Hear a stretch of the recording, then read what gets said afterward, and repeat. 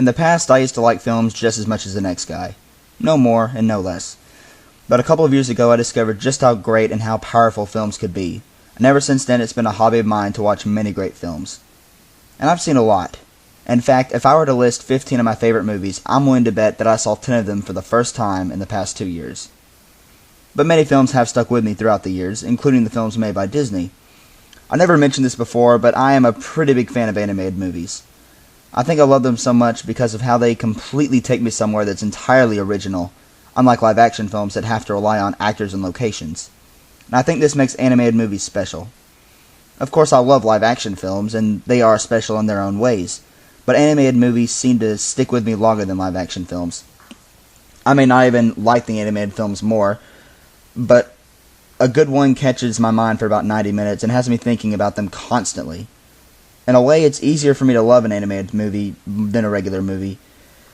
I guess you could say that I'm biased, but I'm not sure that terminology would be correct, since I don't necessarily love animated films more as a whole than live-action films.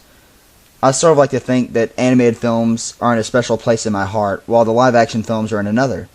So to me, the two different types of films sort of exist in their own worlds, and I don't try to compare animated films with live-action ones. And because of this, I wasn't sure how to rate animated movies, which is why I didn't give My Neighbor Totoro a numerical rating, and it's a perfect score, by the way. I know it may sound like I'm just sort of talking randomly right now, but there is a purpose behind my explaining all of this to you. While I hope that you'll be able to listen to my reviews and clearly understand my thoughts, I think you'll have a much easier time if I explain exactly how I tick to you. So what I explain to you now may be beneficial to you in the future, and will help you to better understand my mental state when I review animated movies. And now I reach the main reason why I'm making this video. I said that many of my favorite films from long ago stuck with me, and I said that animated films stick with me easier than live-action films. This is true, and yet I was thinking about the Disney films and reached a startling realization. Many of them hadn't stuck. Some did, like The Lion King, Aladdin, and Peter Pan, but many, including several that I loved as a kid, didn't. And honestly, I haven't seen a Disney film in a long time, at least not one of the older ones.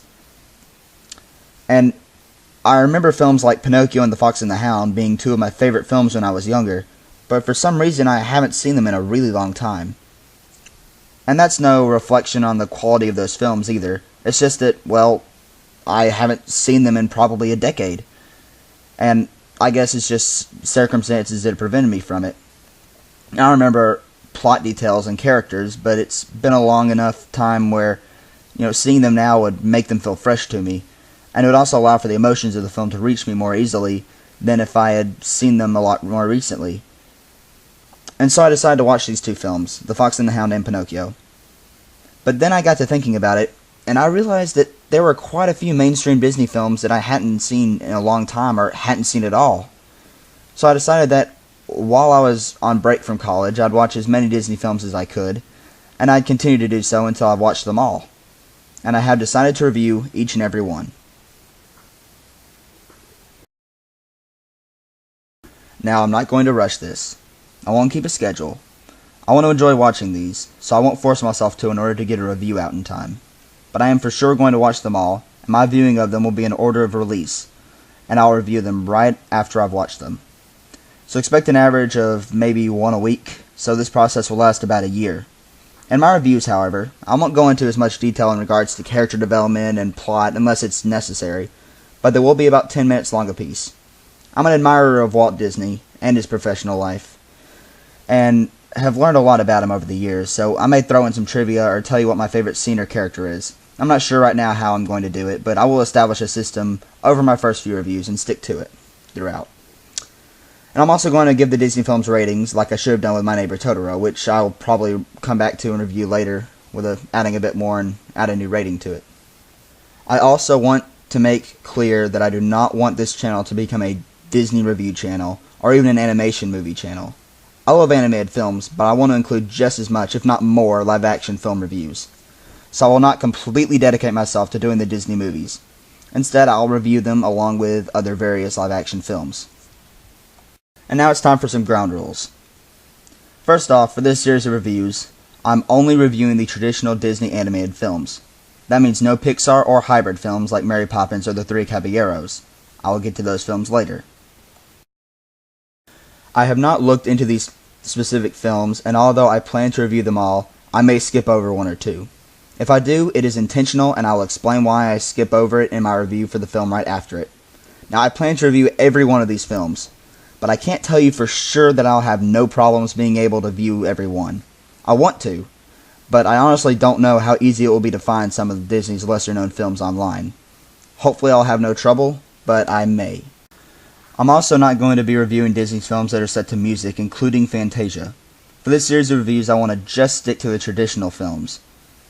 However, I will make a series of reviews for Fantasia and the other Disney films like it later on. The next rule I have is probably the one that will lead to the most controversy. When I review these films, I'm not going to take their release date into account when it concerns the characters or the plot.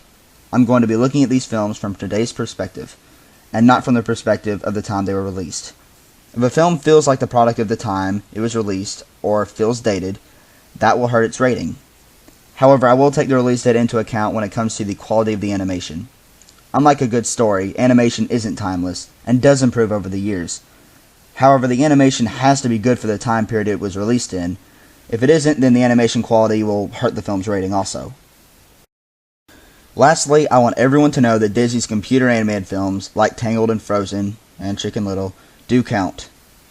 I don't care about the animation type, only about the studio that actually made the films. And that's about all I have to say for now.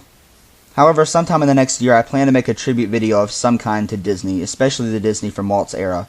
Walt Disney is one of my all-time favorite filmmakers, and I have a tremendous amount of respect for him. In fact, I started thinking about doing these reviews while reading information about Walt Disney. So, since I am a big fan of Walt's, expect some trivia in most of the older films' reviews. I'd like to provide interesting information about the production of these films, as much as I want to talk about the film's quality. And there's one more thing. I decided to make these reviews a sort of contest. After I review them all, I'm going to make a final video ranking either the top 10 or top 20 greatest Disney films. And who knows, I might even rank the worst ones too. And that's all for now. Stay tuned for my review of Snow White and the Seven Dwarfs.